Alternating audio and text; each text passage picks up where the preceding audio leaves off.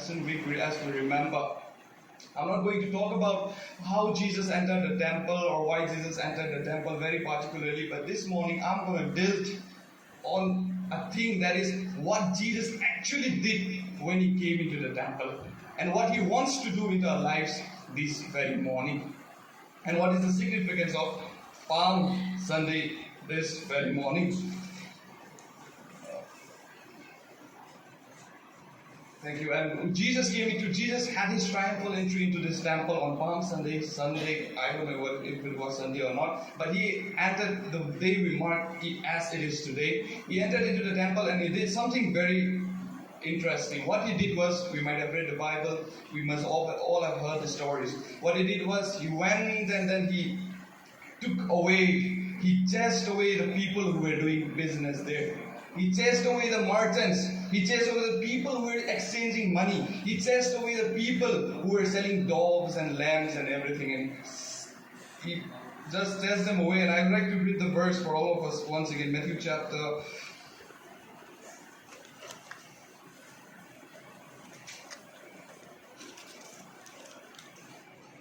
21 verses 12 and following. And Jesus entered the temple and drove out all who sold and bought in the temple, and he overturned the tables of the money changers and the seats of those who sold peasants. He said to them, "It is written, my house shall be called a house of prayer, but you make it a den of robbers." And the blind and the lame came to him in the temple and healed them. But when the chief priests and scribes saw the wonderful things that he did, and the children crying out in the temple, "Hosanna to the Son of David," they were indignant. And they said to him, "Do you hear what these are saying?" And Jesus said to them, "Yes.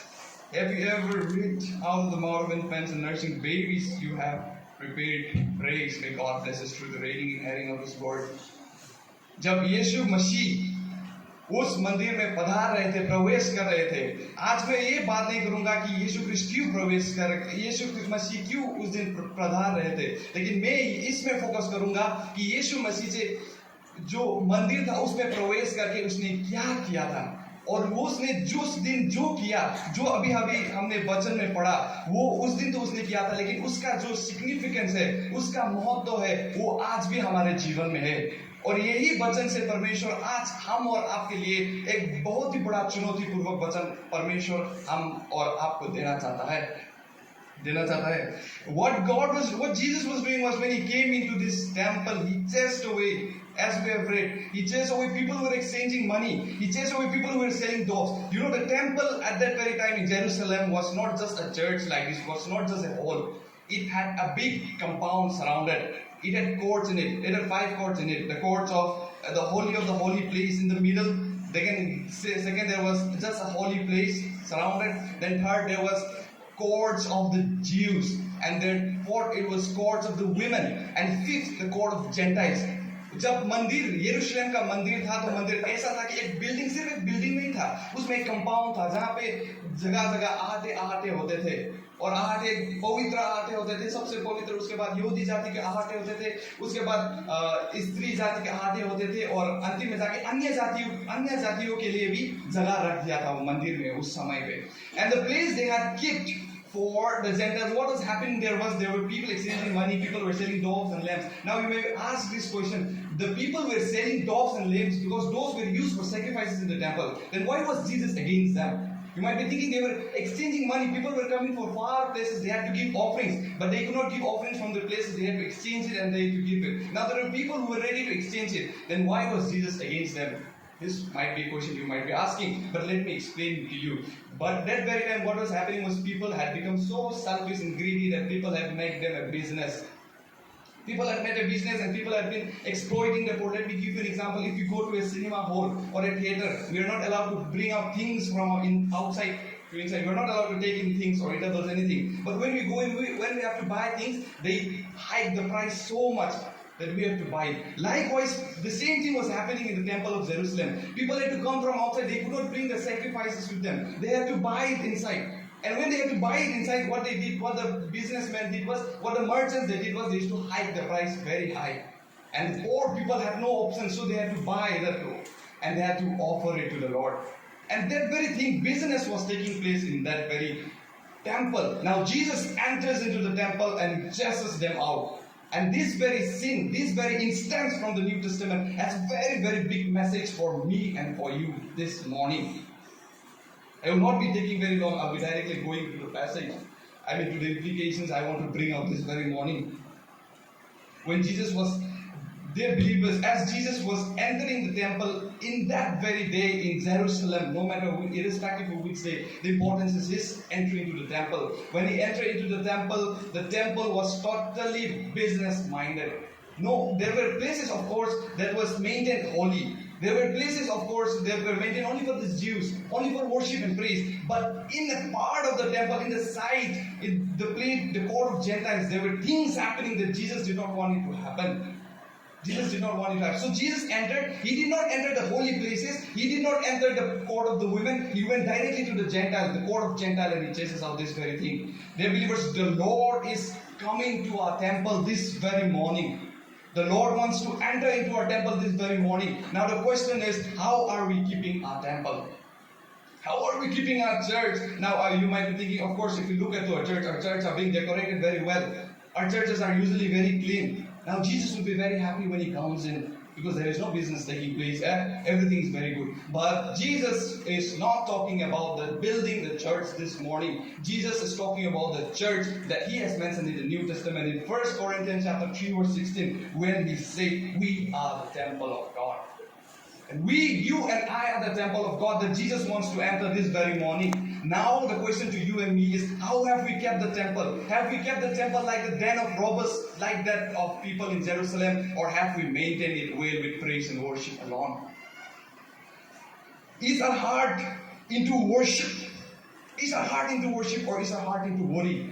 आज यीशु मसीह भी मंदिर में प्रवेश करने आ रहे हैं, लेकिन वो मंदिर ये बिल्डिंग चर्च नहीं है, वो मंदिर आप और हम है। हमारे हृदय में यीशु मसीह फिर से प्रवेश करना चाहते हैं, लेकिन प्रश्न ये है कि आपने और हमने ये मंदिर को कैसे रखा है? क्या हमने वही यरूशलेम के लोग जैसे इसको बिजनेस सिर्फ पैसों के लिए बनाए रखा है, या परमेश्वर की प्रशंसा के लिए बनाए रखा है? क्या हमने इसे प्रशंसा की हृदय बनाया है या चिंता की हृदय बनाया है? यह प्रश्न कर सकते हैं कि हमने ये हृदय को एक विश्वास परमेश्वर पर विश्वास रखने की हृदय बनाया है, या परमेश्वर को प्रश्न करने वाला हृदय बनाया है? Have you kept your heart that believes in the Lord, or have you made your heart that questions the Lord? Is the thing you should be asking this very morning to yourself. क्या हम ये हृदय से हमारे जीवन से परमेश्वर को प्रशंसा कर रहे हैं, या हमारे जीवन से हम परमेश्वर को कंप्लेंट्स गन कर रहे हैं? ये आपसे पूछिए, क्या हमारे मंदिर एक प्रेम का मंदिर हो रहा है, या एक घृणा का मंदिर हो रहा है? ये आपने आपसे पूछिए. Are we making this temple a temple of love that gives love to others, or are we making this temple a temple of hate that has been hating others? Are we making this temple a temple of praises, or are we making this temple a temple of gossips? For example, क्या हम इसे एक मंदिर जो परमेश्वर की प्रशंसा करने वाला मंदिर बना रखा है, या हमने इसे एक लोगों की गपशप करने वाला मंदिर बना रखा है? ये अपने आप को पूछिए, क्योंकि आज परमेश्वर प्रवेश कर रहे हैं. If we have to look at the book, if we have to look at the instance in the New Testament in the temple, they had given just a small part. उन लोगों ने वो मंदिर को अच्छे से रखा था, लेकिन सिर्फ एक स्मॉल कोना था जो अन्य जातियों का था, वहां पे सब तो हो रहा था. तो आज शायद हम भी और आप भी, शायद हम क्रिश्चियन है, हम चर्च मंडली जाते हैं, हम स्तुति प्रशंसा गाते हैं, हम सब करते हैं, लेकिन कहीं हमारे हृदय कहीं कोने पे हम भी कहीं ना कहीं किसी चीज को छुपा तो नहीं रहे? ये प्रश्न अपने आप से कीजिए. उस समय that very time the merchants had normalized things. वो टेम्पल में हो रहा था, वो बिजनेस हो रहा है, उधर पे होने दो, कोई बात नहीं, वो कोने में हो रहा है, इधर पे नहीं हो रहा है, कोई बात नहीं, ऐसा करके उन लोगों ने नॉर्मलाइज किया था. The people had normalized. They said the business, something bad is happening in the corner, let it happen. If it doesn't happen in the main temple, something that was happening, and they had normalized it. Dear believers, we are normalizing things like that in our lives today. आज हमारे जीवन परमेश्वर ने हमें शांति देने का प्रतिज्ञा किया है. परमेश्वर हमको आनंद देना चाहता है, लेकिन कहीं ना कहीं हमारे जीवन में दुख मतलब कहीं ना कहीं हमारे जीवन में चिंता होता है, कहीं ना कहीं हमारे जीवन में डर का आत्मा रहता है, और कहीं कहीं हम नॉर्मलाइज करते हैं, आदमी है, डर तो होना चाहिए थोड़ा. आदमी है, कभी ना कभी दुख तो होगा है, हम आदमी है, कभी ना कभी अशांति तो होता है। हम ऐसे ही नॉर्मलाइज कर देते हैं। We have been normalizing things so many times that God doesn't want us to normalize. उस दिन वो लोग भी नॉर्मलाइज किया था, होता है बिजनेस होने दो, लेकिन यीशु मसीह आया और मेरे मंदिर में ये सब नहीं हो सकता करके यीशु ने सबको भगा दिया। आज हमारे जीवन में भी ये कहीं ना कहीं हमने ऐसे नॉर्मलाइज किया है, तो यीशु मसीह उसको सबको निकाल देना चाहता है। पहले तो चार बहुत इंपॉर्टेंट चीजें हुआ था। Very four important things happened in the temple that day. First thing was during the cleansing, Jesus chased out the merchants. जो बिक्री कर रहा था, जो मनी चेंज कर रहा था, जो सब कर रहा था, वो यीशु ने उस सबको भगा दिया। God chased out the merchants. और वो आज मर्चेंट्स हमारे जीवन में शैतान, दानव या दुष्ट आत्मा से हम उसको रिलेट कर सकते हैं, दुष्ट आत्मा से रिलेट कर सकते हैं। हम जब हम दुष्ट आत्मा के बारे में सोचते हैं तो हम सोचते हैं कि दुष्ट आत्मा है वो जो दुष्ट आत्मा से भरा होता है, वो पागल जैसा करता है, दौड़ता है, रोता है, ऐसे करता है, हम वैसा सोचते हैं दुष्ट आत्मा। लेकिन no, when we think of evil spirit possessing a person, devil possessing a person, we think that that person will act like a mad person, the person will be running here and there. We have seen people like that. We think that people possessed are only like that, but no, believers. So many times we are Christians, but we are still possessed in so many things. We are possessed with the devil of worry. Sometimes we are possessed with the spirit of lying. There are times we are possessed with spirit of fear. ये सब आत्माएं हमारे अंदर रहते हैं और कब से हम इसको नॉर्मलाइज कर देते हैं कि कोई नहीं, रहने दो, होने दो, ऐसे करके नॉर्मलाइज करके हम आगे बढ़े। लेकिन यीशु ने जिस दिन उस मर्चेंट जो व्यापारी को वहां से भगा दिया था, यीशु मसीह आज आपके मंदिर में आके वो सब भगा सकते हैं। जब यीशु मसीह ने बोला था, जब यीशु मसीह यरूशलेम के मंदिर में आए थे, when Jesus Christ came into the temple of Jerusalem, he came and said, "This is my temple." अब यीशु आज भी आपको और हमको बोल रहा है, ये मेरा मंदिर है, हम यीशु का है। और ये मंदिर में दुष्ट आत्मा की वास नहीं हो सकती, यहाँ पे चिंता की वास नहीं हो सकती। This temple is mine and this temple should not have worries. This temple should not have pride. This temple should not have the spirit of lying. This temple should not have the spirit of gossiping. यीशु मसीह यही कह के आज हम और आपसे वो भगाना चाहता है।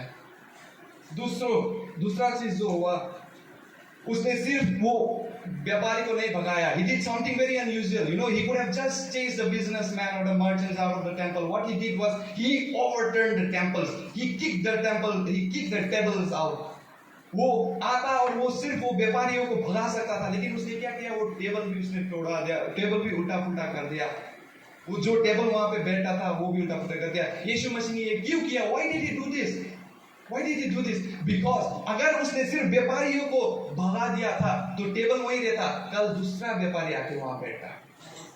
इसलिए यीशु मसीह ने किया, वो टेबल के साथ ही उस व्यापारी को निकाल दिया। यीशु ख्रीस्त आज हम और आपके जीवन में भी सिर्फ चिंता नहीं निकालना चाहता, वो चिंता का जड़ से निकालना चाहता है। जब दुष्ट आत्मा आपको और हमारे जीवन में रहता है, वो गढ़ एक strong, when devil resides in you and me, it doesn't mean that it will show itself, but when you worry, that is the spirit of worry you have inside. And when you worry, you know, when devil comes, it keeps its stronghold, it keeps its roots inside us. And many a time सिर्फ worry, अगर मुझे पैसा की चिंता है तो परमेश्वर ने पैसा दिया तो कल मुझे किसी और की चिंता होगी ना। अगर मैंने पैसा की चिंता किया, परमेश्वर ने मुझे पैसा दिया, मुझे कल किसी और की चिंता होगी। लेकिन परमेश्वर ये नहीं करना चाहता। परमेश्वर मेरा जड़ से मेरा चिंता को ही निकालना चाहता है, ताकि कल मुझे किसी चीज की अभाव हो, मुझे चिंता ना हो। उदाहरण के रूप में दे रहा हूँ, God kicked out the table and He wants to take out the stronghold. आज आपके जीवन में भी जब परमेश्वर प्रवेश करता है, यीशु ख्रीस्त प्रवेश करता है, वो सिर्फ आपके चिंता या डर को नहीं निकालना चाहता, उसका जड़ से आपको निकाल देगा, ताकि कल आके दूसरा डेविल वहां पे वास ना कर सके। थर्ड में क्या हुआ कि हम वर्स 14 में देखेंगे, तो वहां पे लिखा है वो लंगड़े और अंधे आए और वो चंगाए हुए। फर्स्ट यीशु ख्रीस्त मंदिर में आए, वो भगा दिया, वो जड़ से उनको निकाल दिया। When Jesus Christ came into the temple, He chased away the merchants, He turned over the temples. Now third thing, what happens there was a blind and lame came and they were healed. हमारे जीवन में भी ये यीशु ख्रीस्त पहले आएगा, प्रवेश करेगा, हमारे जीवन से दूसरा आत्मा को भगाएगा, हमारे जीवन से उसके गढ़ से निकालेगा, और तीसरा में वो क्या करेगा? हमारे जीवन में चंगाई लाएगा।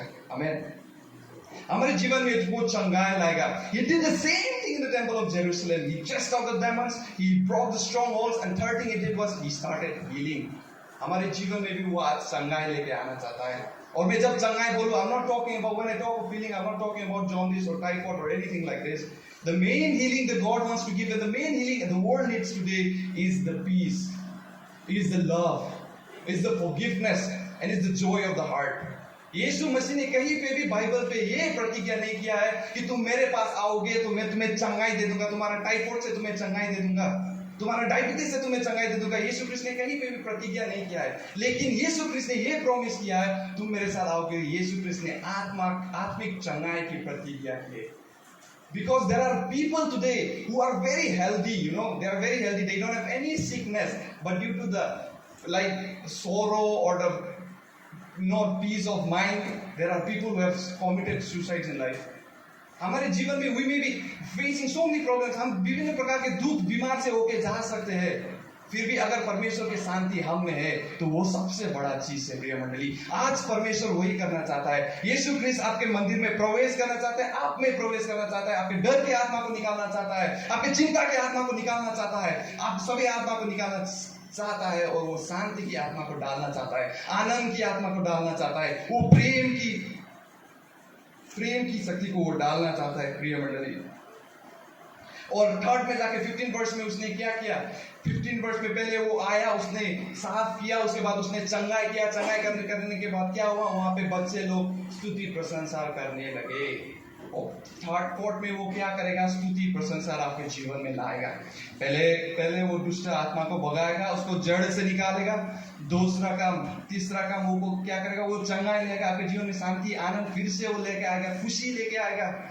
और चौथों में वो क्या करेगा? स्तुति प्रशंसा फिर से लेके आएगा। He will restore praise and worship in the last, ताकि हमारा जो जीवन है ये स्तुति प्रशंसा का जीवन हो सके। ये लोगों की गपशप के जीवन नहीं, लोगों को घृणा करने का जीवन नहीं, लोगों की प्रेम करने का जीवन होना चाहिए। And when he brings healing and all these things happen, that doesn't mean that the devil is not going to come again. इसका मतलब ये नहीं कि दुष्ट आत्मा हमको नहीं सताएगा, इसका मतलब ये नहीं कि हम सिर्फ शांति से रह सकते, ऐसा नहीं। लेकिन इस बार क्या होगा? हमारा हाथ परमेश्वर ने खोल देंगे और हम खड़े होकर ये दुष्ट आत्मा जो हमारे विरोध में आएगा उसके विरोध में हम लड़ सकेंगे। We will be able to fight. I want to conclude my sermon with text from Psalms number 149 verse 6. Psalms 149 verse 6. यहाँ पे ऐसे लिखा है, उनके कांध पे ईश्वर की प्रशंसा हो और उनकी हाथों पर दो धार तलवार हो। English is reads like this: Let the high praises of God be in their throats and two-edged sword in their hands. Dear believers, हम विश्वासी हैं, परमेश्वर को विश्वास करते हैं, और हम जितना परमेश्वर के नजीक होना चाहते हैं उतना दुष्ट आत्मा हमको सताता है, उतना दुष्ट आत्मा हमको डिस्टर्ब करता है। लेकिन अब ऐसा नहीं होगा। जब यीशु क्रिस्त आपके जीवन में प्रवेश करेगा, दुष्ट आत्मा को भगाएगा, वहां पे चंगाई लाएगा, वहां पे स्तुति प्रशंसा लाएगा। इस बार जब दुष्ट आत्मा आपके जीवन में आएगा तो आपके पास हथियार होंगे। वो हथियार क्या है? परमेश्वर का वचन है। वो परमेश्वर का वचन ऐसा ही नहीं, वो दो धार तलवार, it's two-edged sword. We are believers. The more we try to be close to God, the more the devil will try to stop us. It will try to torment us. It will try to torture us, dear believers.